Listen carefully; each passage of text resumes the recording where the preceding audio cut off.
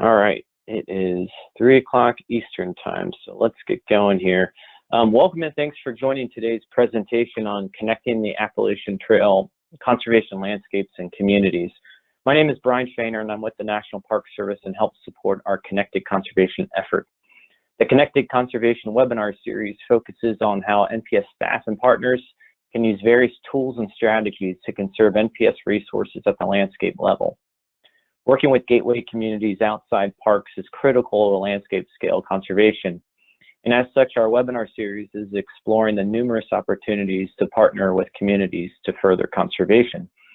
You can register for future webinars in our series and view past recordings by going to the Network for Landscape Conservation website and our internal NPS Connected Conservation Toolkit.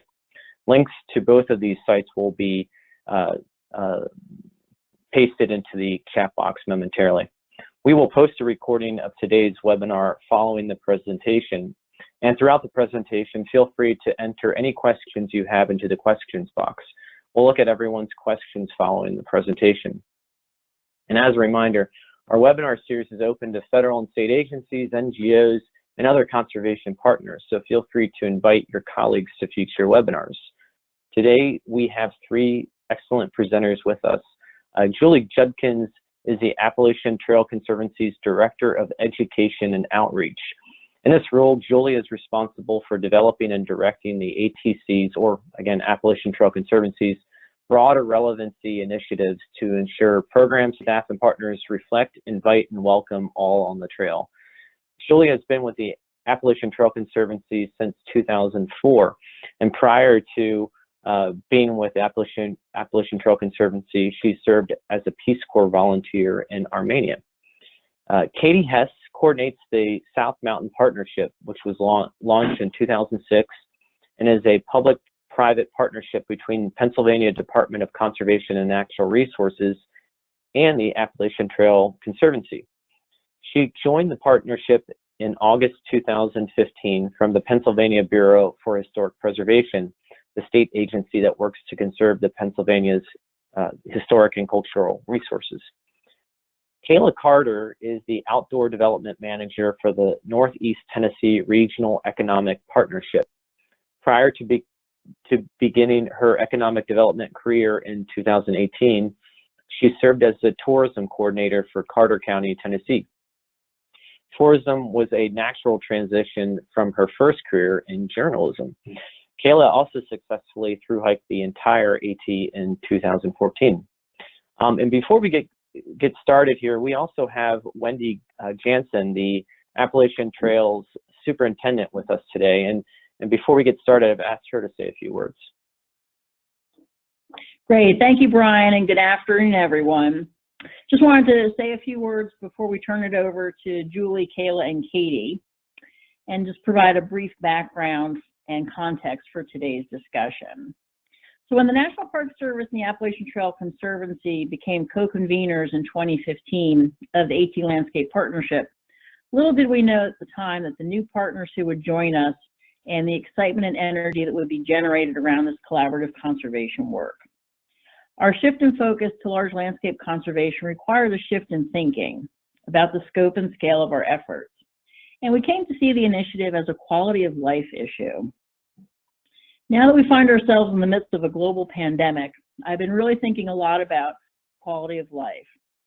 How will our public spaces and landscapes evolve? How can we preserve what we have and create new opportunities for conservation and access? Central to our success is our partnership with communities. With each passing year, we move closer to seeing the AT landscape as one system, not divided by state boundaries or local jurisdictions. We are broadening the scale of protection, connecting the cultural and natural resources to local communities, and reaching out to a wider and more diverse audience. This mission is more critical than ever in today's world. So I'm so happy that you can join the webinar today to learn more about this important work with communities from my wonderful colleagues. Thank you. Great, thanks again, Wendy. Julie, Katie, and Kayla, the floor is yours. Great, hi everyone, this is Julie Judkins. Thank you so much, Brian, for the invitation to share our programs and partnerships, and Wendy As always, thank you for your leadership through these challenging times and framing up today's conversation, that context.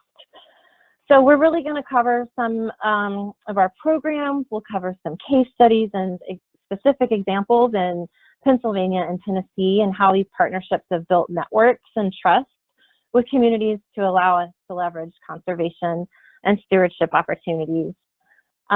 But first, just to kind of land us into the landscape, I'm a huge fan of the chat box feature, and I'm really hoping that everybody can just take a few seconds and type into the chat right now your favorite scenic spot on the AT, if you have one, or on your favorite local trail. And think about how large a landscape you see from that viewpoint and what feeling you remember from the last time you were there.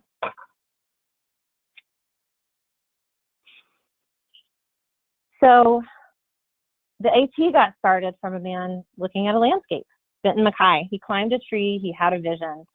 But Mackay's Appalachian Trail from Georgia to Maine, his vision wasn't merely about a walking path. Being a regional planner, he was interested in the important social, cultural, political factors of the trail. His vision never separated the trails from the people, which is an important aspect of sustaining both human and environmental systems, which is what we're going to focus on today. So many of you know his story, but after his article in 1921, a group gathered together in 1925, which established the Appalachian Trail Conference, or Conservancy. And to today, we still lead the effort in protecting and maintaining and celebrating the AT. Under a cooperative management agreement with the National Park Service, the ATC serves as the on-the-ground managers of the trail. So just to underscore the important aspect in his original vision of the trail being a realm and not just a delicate ribbon of a footpath. And to that end, you know, a realm, or really a large landscape, as Wendy mentioned, the ATC and the National Park Service co-convene the AT Landscape Partnership, which includes top conservationists who are committed to this bolder vision of a greater AT conservation in the face of 21st century threats. The mission of ATLP is to connect the wild, scenic, and cultural wonders of the AT and its surrounding landscape. All entities working on landscape conservation along and aside the Appalachian Trail are invited to participate. There's more than 70 partners that are involved to this, and just last week we had these really awesome stakeholder meetings to discuss what are the next few years of strategic priorities, and what do those look like. And we really heard a diverse range of values, and we had this discussion around values. So everything from solitude to connection with communities and connection with different cultures and scenic qualities, biodiversity. What values do you see that we're missing here? And what do you hold as it relates to the spot that you may have put or not put yet in the chat box with a landscape lens? So in trying to conceptualize all these diverse values, ATC launched an initiative a couple years ago to broaden understanding and inclusion in this landscape through Wild East. The vision of this landscape and the landscape partnership is an AT and a surrounding landscape that connect people, communities, and nature, forever safeguarding the backbone and heart of this Appalachian Trail. It was fortunately built, the trail, within this cooperative management system, a great strength of our organization and its work with partners, and the legacy of the incredible volunteers at the table with us on policymaking and trail management. The complexities of working with so many diverse federal, state, and local lands have become a model for success in coordinating partnership at local and national levels. And you can see this in this Venn diagram, the kind of original, as we call it, three-legged stool of all of our different partners. And we're really excited to embark on the next strategic plan, a journey of understanding a new vision of cooperative management with a more inclusive range of partners and roles, including those with the AT landscape partners and land trusts, and newer partners like affinity groups, and of course our trailside designated Appalachian Trail communities. Have any of you all been in a designated AT community or have a memorable experience in a gateway community along your own trail? Those living in the vicinity of a long-distance trail have most to lose if the protection, land use, or environmental integrity is degraded. The communities and regional voices also have the most power to advocate for the trail's protection. The AT Community Program is a designation program we launched as a thank you to trail towns for their decades of service to hikers and to facilitate stronger partnerships. Back in 2006, we launched a pilot in Hot Springs, North Carolina, and Boiling Springs, Pennsylvania. We were able to get a lot of feedback, and it was really different feedback from what would be a win-win benefit for communities, for clubs, for our volunteers, and for ATC. Feedback showed us that because it was so different, we needed to make sure we had a flexible and adaptive program adapting to the unique needs of diverse communities. So the goals really give us of the program, there's an application process that helps us understand the needs and interests. And the goals really help us enhance dialogue with community leadership, having ongoing communication and place at the table. For example, when we started the conversation with Hot Springs, the town was unaware that the Forest Service office was closing, and that being the main source of a public restroom for the community. And there was a lot of great feedback coming up because of that gap. Excuse me. Another goal is to build capacity for land managers and communities to identify and address adjacent land issues through place-based partnership initiatives that might look like schools adopting trail sections or updating and building kiosks. Another goal is increasing visibility and volunteers to engaging new users. And for example, in Blairsville, Union County in Georgia, they did a survey that showed only 20% of students had ever been on the 30-mile section of the AT that ran through their county, and only half of them had ever heard of it. And lastly, to support community initiatives for sustainable economic development, green infrastructure planning, and there's always an opportunity for communities to have dialogue as a network and sharing lessons learned with each other. So over the last decade, we've been building a network and now have almost 50 designated communities and official partnerships with these communities. Communities have built shelters, developed signage, created safer access for hiker crossings. They've cleaned up graffiti. They've designed and built visitor centers. They've led family hiking day events, women's work days, promoted trails as an asset for local and international visitors alike. The program also engaged hundreds of students who wouldn't have otherwise visited the trail. Some examples of that engagement look like they've created maps for hiker services, web applications, student-led murals of the AT on buildings in town, and created healthy living campaigns. So communities are now connected to state outdoor recreation offices. They're creating stewardship councils that balance the growth in a sustainable way, like in Harlem Valley, New York, and in Tennessee, which Kayla will address here in just a moment, and building trail networks at municipal and state park levels. This image really reflects our framework for engagement, and starting with awareness and pulling new communities and young people and partners into a shared leadership and shared power and responsibility for the trail and its larger landscape. So at this point, I'm gonna turn it over to Kayla Carter, who I just wanted to add something to her introduction, is that she is also one of our inaugural members of our Next Generation Advisory Council, and in setting up the councils, helped set up our council's charter and structure. And ask me more about our Next Gen offline if you have interest. It's another important program for connecting future stewards and conservationists to the trail. But the example here I'm gonna frame up for her, really showcases the previous images framework of going from awareness to partner. Unicoi County was one of our first designations, and to build that awareness for creating shared values around the 10,000-acre Rocky Fork Tract being conserved, becoming engaged through the Conservation Fund's Balancing Nature and Commerce workshop and hosting sustainable tourism initiatives, and really to now creating the state park that they have. And I'll let Kayla tell you more about the new coalition and partnership and their work not just in Unicoi, but in the larger 8-county area.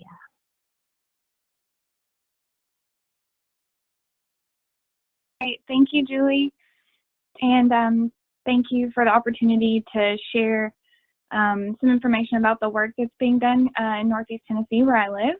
And I just want to give you guys maybe a little bit better of understanding where exactly that is. So I think you'll be able to see a map on the next slide with kind of some proximity of where we are. So you'll notice that we are located in the Appalachian Highlands region, which is, you know, kind of in between Asheville and Knoxville. So we are a great place to stop along the Appalachian Trail, and I will talk about two communities that we serve directly through the partnership that I work for, which are great places to stop. But we are really proud to be close to national parks, the Great Smoky Mountains and Cumberland Gap as well. So NetRep is an organization that is a traditional regional economic development organization. We have partners that are both private and public, and so we are really proud that we can bring together some really interesting partners and really help push forward our mission, which is to create job growth and increase the tax base in the communities that we serve. And NetRep does have the traditional aspects of economic development. We, you know, engage business leaders, we support expansions, build out supply chains. We also do a lot of recruitment of new employers. And, you know, the part of the traditional economic development aspect that my role comes out of is the attracting educated talent or retaining talent in our area. And so I think it's really innovative that our organization created a program for outdoor development, which is where I have been serving the community for the past 3 years. And so we are still trying to define what that means. And through that process, we've had to engage with a lot of partners. And I'm really proud for the partnership we have with the Appalachian Trail Conservancy, as well as with the National Park Service through the Rivers, Trails, and Conservation Assistance Program. And I think I see Allison Bullock on on the webinar on the list of attendees. So shout out to her. She's been great through our strategic planning.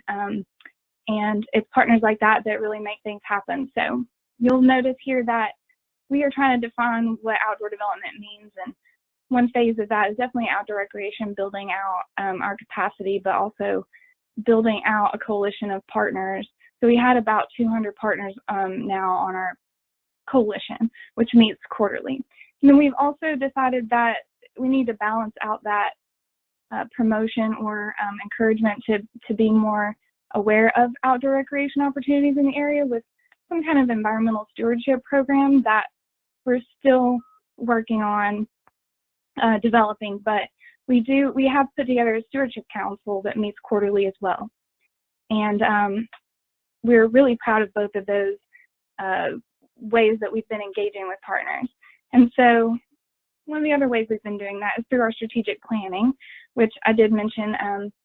We have really tried to go out into every, you know, nook and cranny of our region and figure out what are the assets out there, what do people value, what needs some work, and really frame out what our outdoor development program is, what we can do, and where our place is among all of those different partners we want to work with. And Allison has really helped us do that. But two communities that we sat down with that we're really proud of, the first one being Unicoi County, which Julie talked about with Rocky Fork State Park being, we're quite proud of what that community's been able to do. This is a timeline of kind of how they've engaged with the Appalachian Trail Conservancy. And I think, you know, you'll see that the community really rallied behind this place-based, asset-based economy. And then the next community is Carter County. And we're also quite proud of Carter County and what Roan Mountain specifically has been able to accomplish. So their story started kind of back when their county Parks and Rec completed a strategic plan, and they've really focused on this asset economy as well with tourism, and they became affiliated with Appalachian Trail Conservancy and the Appalachian Trail Community Program as well. And I think both of those communities have been galvanized by their relationship with the Appalachian Trail Conservancy. So all that to say, we NetRep kind of hopes to you know, bring those communities that maybe work in those silos together through certain programs. And so 2 examples that we have here. We did a podcast a couple of years ago where we went into the communities and interviewed the business owners that serve the hikers, and now we're seeing that there's an outfitter that's popped up, and we're seeing a lot of retail downtown where they're serving hikers and that economy. And then shortly, we're hoping to launch a series where we can do some webinars about some of the communities along the Appalachian Trail. So we're really looking forward to that. But we really want to bring all of our partners together through our program. And I would love to hear what you guys think outdoor development means. If you want to type that into the chat, love to see what your definitions of that would be. So thank you.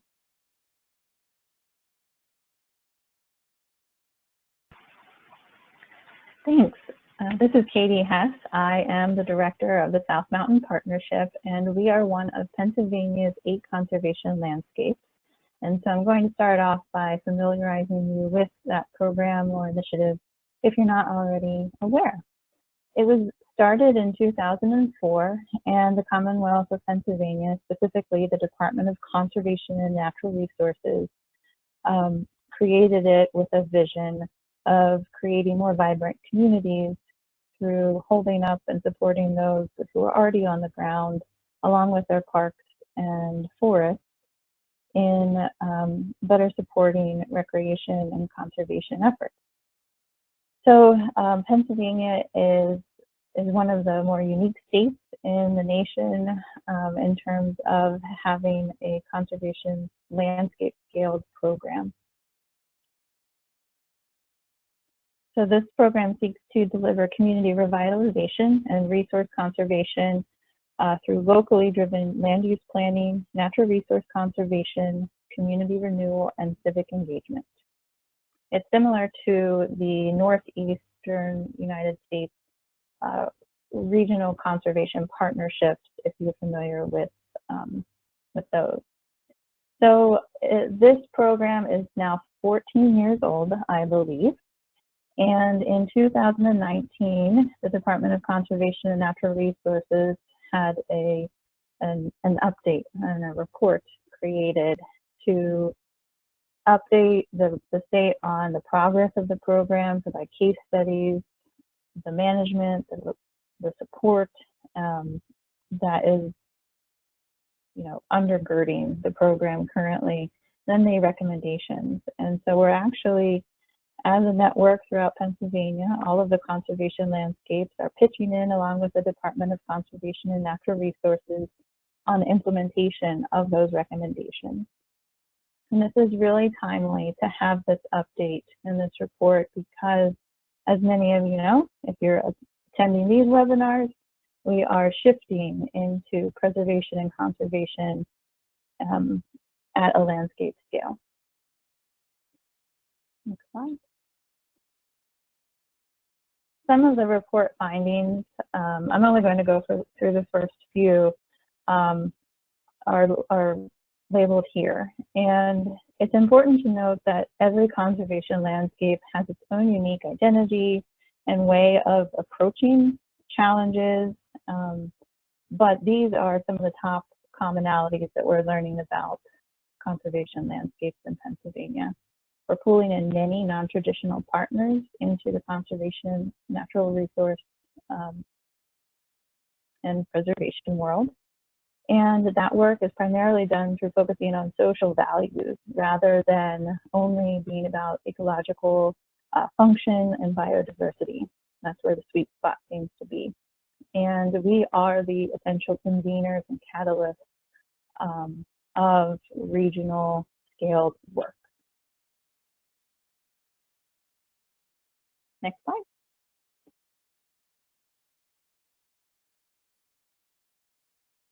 Oh, I think we may have skipped one. Can you go back? Yeah, one sorry. slide? I know, like a That's okay. bit of a delay or something. Oh, weird. Okay. Well, that's okay. We can skip that slide. It's just a beautiful view of the South Mountain landscape with the actual mountain that carries the Appalachian Trail through it. It's unfortunate that you can't see it, but that's all right. So in this slide, we are featuring why we were made a conservation landscape. There should be circles that are kind of tuning you into our location. In the Pennsylvania scaled map on the right, you should see South Mountain labeled in south central Pennsylvania. It's in red, and that is our region. We are at the northern terminus of the Blue Ridge Mountains, and rather than having a really sort of homogeneous look or character to us, we are the convergence of the Blue Ridge Mountains, the Valley and Ridge System, and the Piedmont region, all in our little region. And so it's this really unique place where there's lots of variety and lots of different types of geology, microclimates, and biodiversity that makes it really special. Next slide, please.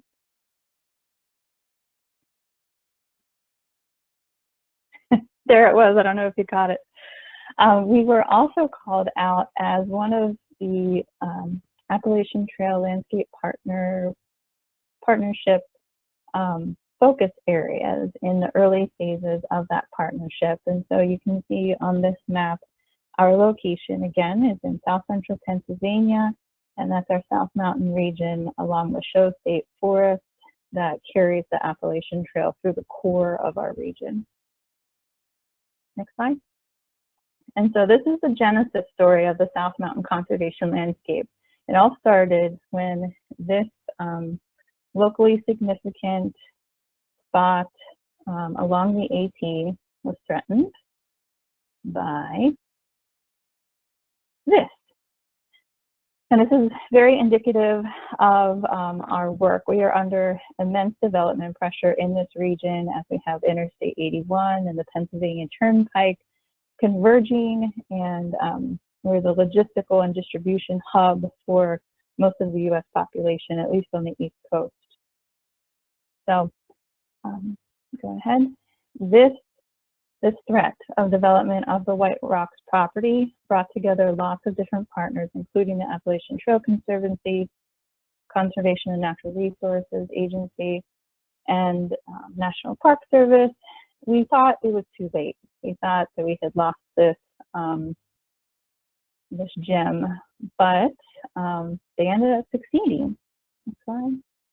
And through the partnership that was established through this threat, really the South Mountain Partnership was born. Every partner played a role in either securing funding at the state and federal level. I believe we partnered land and the Land and Water Conservation Fund with the Pennsylvania Department of Conservation and Natural Resources Keystone Funds. Municipal and county partners came together to build support at the local level. And what this taught us was that we had this sort of unique and advanced understanding of how unique our region was, but that we needed to better identify the unique aspects and places throughout our landscape that we wanted to preserve or conserve. We needed to be better able to articulate to partners and the public what those things are and why they should care. And we needed to better plan for preservation and acquisition. And so this really kind of set us on a trajectory with confidence and momentum. And I forgot to mention, I think that this happened in 2006. So when we look at the work that we're doing now, we have one staff person, and we are so lucky to have over 25 local committee members. And when I polled them last year and asked, how does your involvement in the South Mountain Partnership and in this conservation work affect your organization or you personally? this is sort of what it comes down to. They're involved because it enhances their own work and it ties them into this bigger reality, more partners, more expertise, more funding opportunities, but it also provides greater capacity to them. We provide training opportunities, networking opportunities, and a more strategic mindset. We're able to help them better articulate the value of the landscape, and obviously it's community building.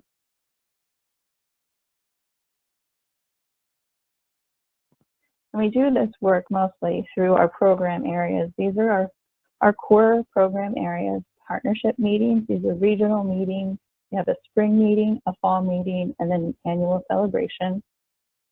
We administer the mini grant program, speaker series, lecture, and many conservation initiatives. And again, we're serving as that regional convener, facilitator, catalyst. This is a look at our Power of the Partnership annual celebration. We award our mini grants here, our Spirit of South Mountain Award, and we see over 125, 30, upwards of 150, 160 on some years, coming together to celebrate what we all have in common. We hold spring and fall meetings. These are more like educational forums, but also create a lot of community. It's a great networking opportunity in a very casual but educational atmosphere. Our mini grant program is doing really well. If you're interested in learning more about it, we have the story map available on our website at southmountainpartnership.org. It's a great way to get money in a somewhat of a funding desert here in South Central Pennsylvania to boots on the ground. Our speaker series highlights what our local partners are doing, and it really attempts to create connections throughout the landscape. It's not necessarily about the South Mountain Partnership doing the work. It's about how do we support and uplift and better connect and better resource those partners who are already doing it. Okay. And some of our ongoing conservation initiatives, we've created a cultural landscape assessment for Michaud State Forest and the surrounding South Mountain landscape. Next. We are assisting the group that came together around the South Mountain Trolley Greenway rail trail that would once again connect to downtown.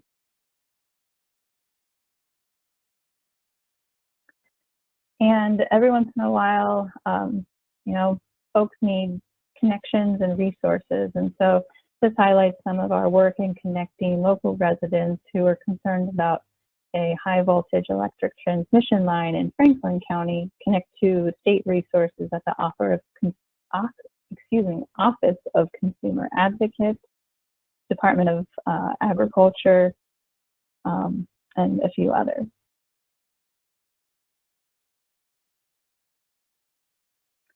So some of our accomplishments include adaptive reuse and creation of the Appalachian Trail Museum, the Iron Masters Mansion, which is now an AT hostel, and Camp Michaud, which is near the AT as well. Preservation of over 5,000 acres along the AT.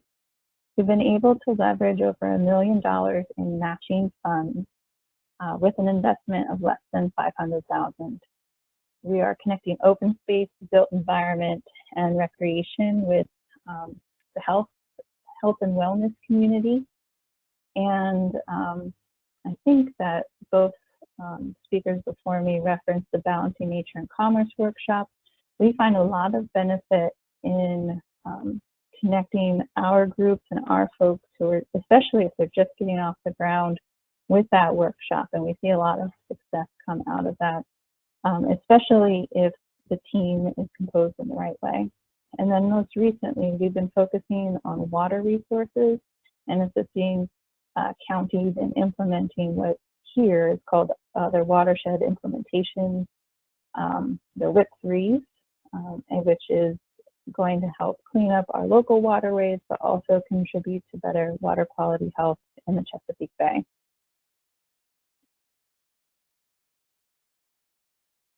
So we thought it would be good to highlight our strengths and opportunities.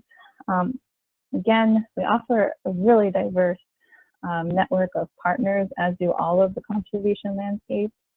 It's a great way to plug residents who are interested in the broader perspective and getting plugged in to those organizations.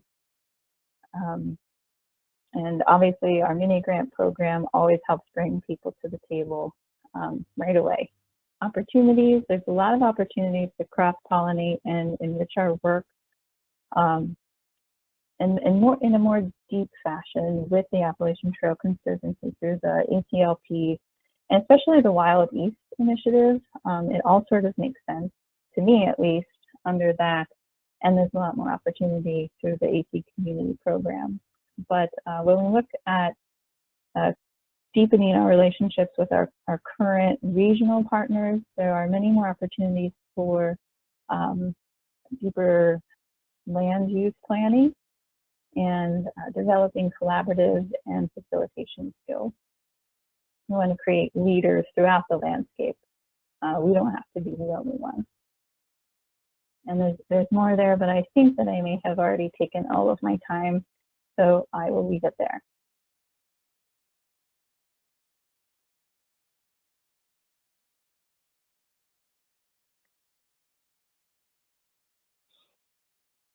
Thank you, Katie. And this is our contact information for anyone wanting to get in touch with us directly with each one of us. And I think Brian's going to lead us through some facilitation of the questions. If anyone has questions, I think you can put them in the question box. Yep, you got it. Great. Thank you so much, Katie, Kayla, and Julie. We've got a bunch of questions here, folks, so let's jump in. Can you list some of the social values that you found important in Pennsylvania? I guess that one's for you, Katie. Sure. Yes, the social values are things like how do residents use or depend on the land. So obviously, recreation, but also local food, view sheds and tourism, and even exploring a little bit that, I forget the term, but the connection to the land and the identity that is sort of tied into that. Those are really great social values. Great. Here's another one. Yeah, I guess beyond a lot of the work that you mentioned, Katie, can you all give a couple of specific examples of how AT communities have played a role in land conservation within the AT landscape? I mean, Katie, you mentioned that one development proposal, but are there other examples that the three of you have that you might want to mention?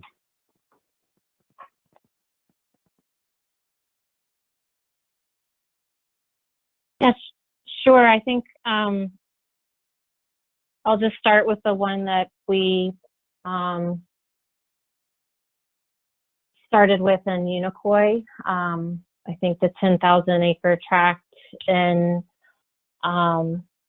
Rocky Fork is probably a really big one to celebrate with our AT community there. And I think growing off of that and some of the work that Kayla's been doing within the partnership, we're just on her last partnership call, I recall hearing from one of the county planners about conserving some land for building out a local trail system. So I also would be happy to introduce, I believe Dennis is on the line, who's the lead of our landscape partnership. And we have additional an action fund that supports acquisition and conservation along the AT. I don't know if we need to change up his audio to add to any other specific examples there.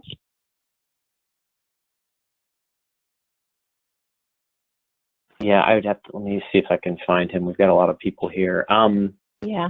While we're But working on that, I can chime in if you want. Yeah, thanks. Go for it. Okay. Katie. Yeah, in, let's see, 2015, 16, I believe, there was a really large, especially for our region of Pennsylvania, really large land conservation effort that added over 1,000 acres to our local state forest in Franklin County. And, you know, our partners at the Department of Conservation and Natural Resources and the Conservation Fund were involved with that, as well as the county commissioners there. So we were really fortunate to have the support of those county commissioners. And I believe there was also the support of township management in Green Township, Franklin County.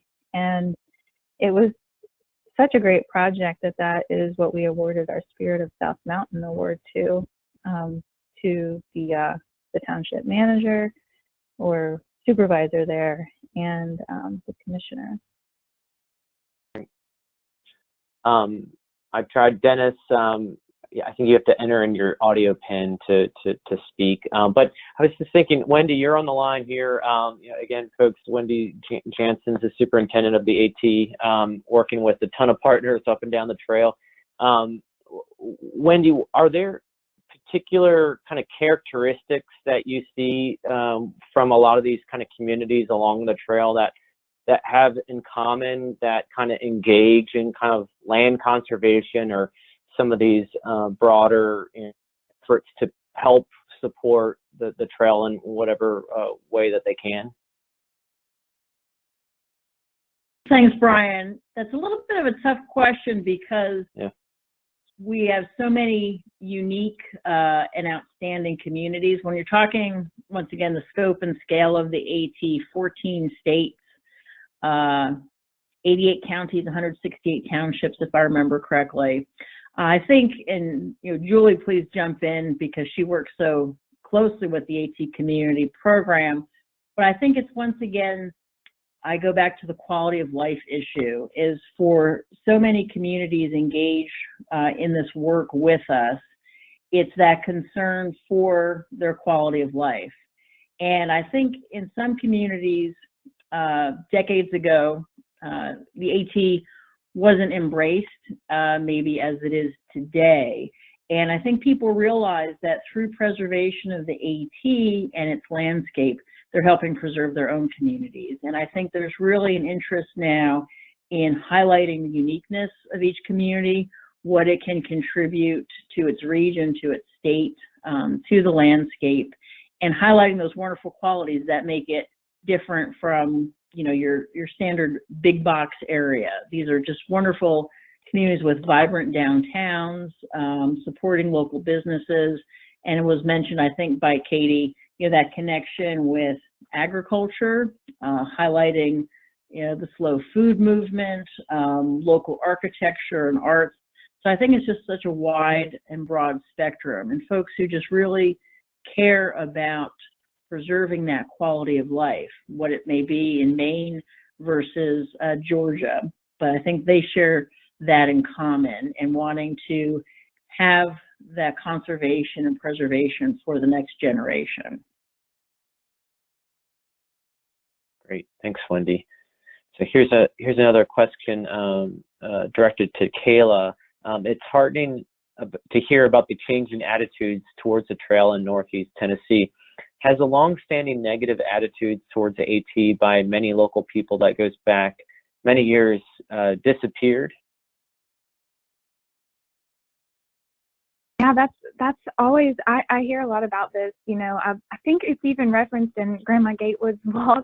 I think she had a bad time in one of our communities. I really feel like there's a kind of a, I don't know, a mindset change for folks in the area to, you know, want to be more aware of that as an asset. And I know that the ATC has played a huge role in that. I mean, there have been teachers leveraging, you know, the Trail to Every Classroom program And there are people in that community who've welcomed in programs to help build that relationship with the trail, and it's been really great to see that. And there have always been folks with hostels and places to grab some food, hop into town and grab some food that are supporting the trail there.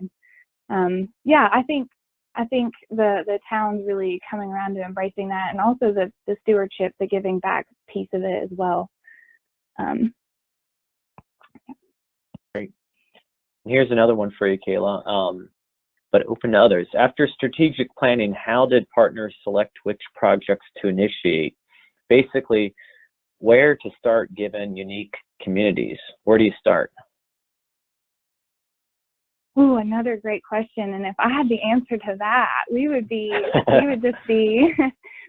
steamrolling ahead right now. And I think that's what I'm looking forward to as a result of our strategic planning, is to give us a framework to base where we put our energies, because we can do a lot of things poorly or do a few things really, really well. And I think that's what we want to strive for, and find those partners and projects that are going to be really strong right out of the gate. And we want to help move things forward. So I'm hoping that will be the strategy, but we don't know specifically which projects we want to target just yet. We don't have a final report. We're kind of still in those beginning phases. And it was really great for me to hear Katie, all the work Katie's done, because that's where we hope to be, in several years' time, with the work of many others before me and after me. So yeah, this is Katie. Kayla, that was really beautifully said. And I know when we ran through this presentation yesterday, we talked a bit about this, and this is really long-term work. Just like Kayla said, we might not see the real benefit of the work in our landscapes at the rate we'd like to see it happen, but we are laying the foundation for it. And that's what this emerging field of landscape conservation seems to be about, knowing that, it's going to be a long road to get to the place that we need to be, but it's worth the investment, the consistent investment. And I know that it seems like a lot of the questions are referencing like land acquisition, and that is a really, really important part of this work. But just as important is the building of that land ethic and that culture of stewardship, and identifying with your local landscape, so that when the rubber meets the road, in terms of land development planning, local ordinance review, funding for programs that fund the local conservation and preservation groups, you've got to have an electorate that cares about it. So this work is just as much about that, I think, as it is about land acquisition. Wow, and that was beautifully said, Well, Katie. Thank God. The beauty of this webinar series, this is all being recorded, folks. So this is, and again, this will be on YouTube, and you can share this with your friends in the future. But yeah, those are two amazing points, guys. Yeah, you got to put in the groundwork, right? Before we, because it's fun to look at maps and areas to conserve and stuff, but you got to do the groundwork. So thank you, Katie. So here's another one that came in. Does the AT and its partners have a joint climate change plan? Woo, that's a good one. Julie, I'll let you start. ATC currently has a policy. I don't know that we can't call it a plan. And I know that there's been some work with Dennis and the Landscape Partnership, and I might ask Wendy to add to it. But for the work and conservation for climate resiliency and those lands, and building them up as priority land areas that we focus on, and that we'll be talking a lot more in our next few years in our strategic plan about.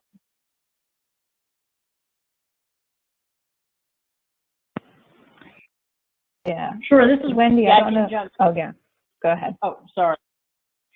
Yeah, we don't have a climate change plan per se, as Julie mentioned, something specific, but through our AT Landscape Partnership, we're always keeping climate change in the forefront, and we look at everything through that lens because the AT is the largest protected contiguous corridor east of the Mississippi River. So in and of itself, it's important as a wildlife corridor for species migration and climate resilience. So we're always looking through that lens of climate change and resilience and adaptability through the work that we do.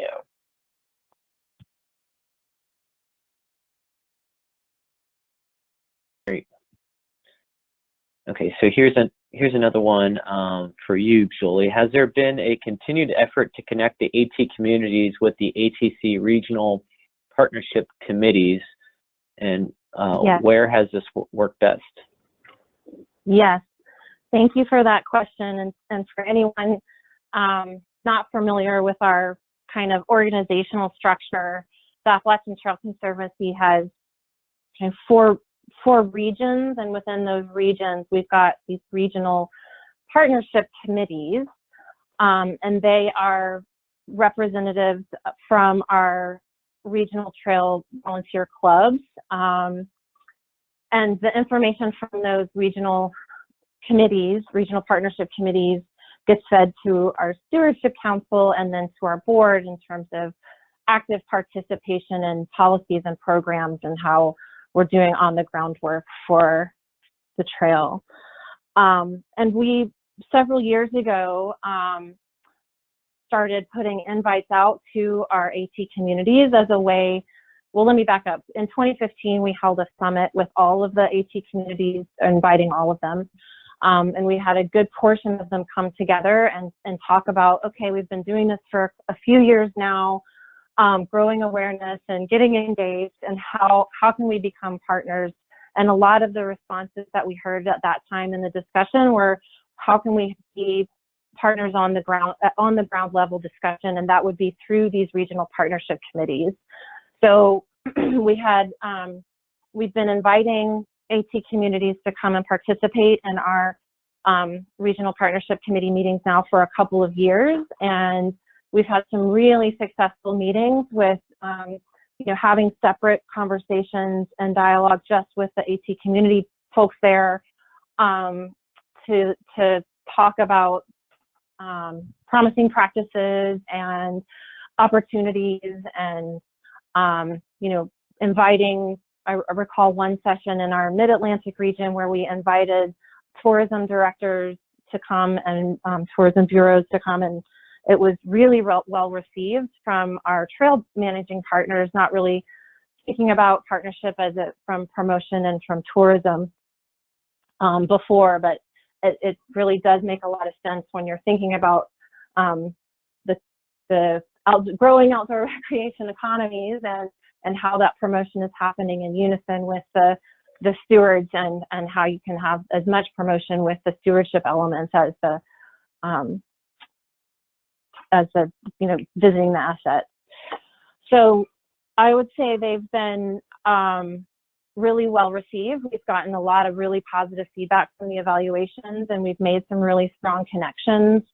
Another example, in Franklin, North Carolina, they have ongoing meetings as their AT community, and realized after hearing Dennis present on a landscape partnership, realized they were not having their local land trust at the table with the AT community conversation. So really, this is all about connections. And so I think that we're seeing a lot of that and making those invites at the local level. Great. All right, I want to sneak a question in here for the three of you. What, in your working with communities, do you get a sense from working with them, do they see the threats or the challenges versus facing the AT maybe differently than kind of the broader conservation community? What do they see something that maybe we don't?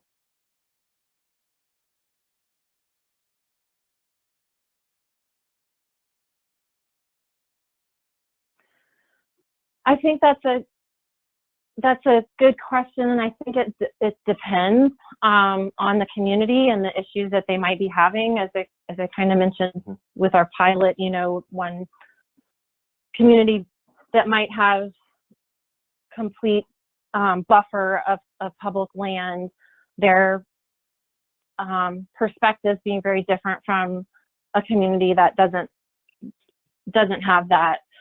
I think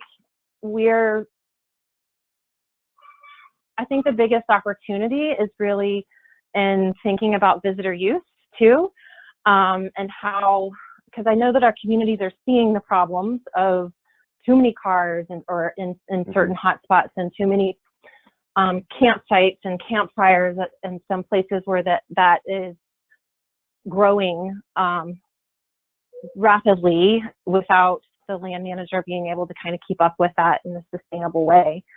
So I think that where we can merge those two, you know, efforts is in thinking about how we can partner for visitor use management and at the same time conservation. And yeah, and if I can piggyback off of that, well said, Julie. This is Katie. I see from my Pennsylvania kind of centric point of view that this worked really well under the banner of both the AT Communities program, but also the Wild East. You know, I failed to mention earlier, I had it in my notes, but I don't think that the slide came up. We have over, 40 formal partners, and they include reps from the tourism and economic development industries, business, healthcare, and then all of the types of nonprofits, conservation, ag, and recreation. And so yes, absolutely, everyone sees this issue differently. And the AT Communities in the Wild East provide a broad enough umbrella for all of those partners to interact with the Appalachian Trail. But like Julie was talking about from a resource conservation and management perspective, not every single one of those people has to get on the trail to appreciate the Wild East or the corridor. They can experience the Wild East by partaking in the local food or the local agriculture or architecture, like was mentioned earlier by Wendy, in the downtown AT community or in the broader landscape. And through that initial, touch point, it can provide for a broader development and enrollment of supporters for conservation. It's just a much broader umbrella under which to, gather everyone. Right, that makes sense. All right, well, we're about out of time. Wendy, did you have any closing thoughts that you wanted to share? No, how can you improve upon the incredible comments from all three of our presenters? I just want to say thank you again to Julie, to Kayla, and to Katie. Just incredible presentation, and thank you for all the great work that you do. And Brian, thanks for hosting this session. It's been a pleasure, and thank you to everyone who participated. Great, thanks, Wendy. Yeah, thanks again, Katie, Kayla, and Julie. Awesome job. Great questions, everyone. And a recording of this webinar will be posted to the Network for Landscape Conservation website, as well as to our YouTube channel that you can find. It's the Connected Conservation channel on our Explore Nature Park Service page. Our next webinar is on June 3 at 3 o'clock Eastern Time, and is titled Creating Bear-Wise Community Partnerships. We've got 3 presenters as well: Linda Masterson, author of Living with Bears Handbook; Dan Gibbs with the Tennessee Wildlife Resources Agency; and Bill Stiver, a supervisory biologist from Great Smoky Mountains National Park. So there's going to be a great discussion there on, again, with engaging and working with communities. Again, it fits in perfectly with this focus on working with communities and especially this webinar here. So hope you all can join that webinar. And again, have a great rest of your week. And thanks again, Julie, Kayla, and Katie. Thank you guys so much for doing it. Thank you. Take care, everyone.